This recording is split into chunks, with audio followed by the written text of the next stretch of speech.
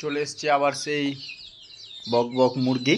যে আমি একটা ঘরে পার্টনারশিপে কীভাবে মুরগি রেখেছি দেখাচ্ছি। এটা পুরো মশারি দিয়ে কেটেছে আর আপনাদেরকে এই গেট দিয়ে ঢোকাচ্ছি, কারণ আমি ঢোকার জায়গাও রেখেছি। এই হচ্ছে আমার পিওর মুরগি অরিজিনাল। এদেরকে আবার আমি রুটি খাওয়ালাম। এই দুটো খাবার রাখা আছে যথেষ্ট, দেখছেন অরিজিনাল কক কক দেশি মুরগি।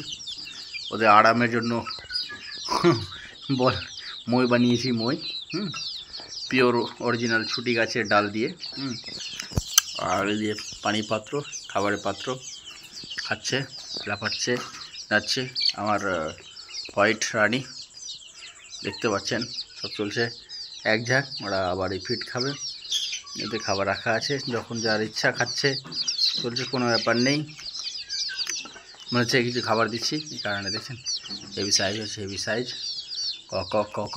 তো 1 মিনিট হয়ে গেছে। আপনারা জানেন আমরা দামি কোম্পানির লোক, একটু কথা বেশি বলবই।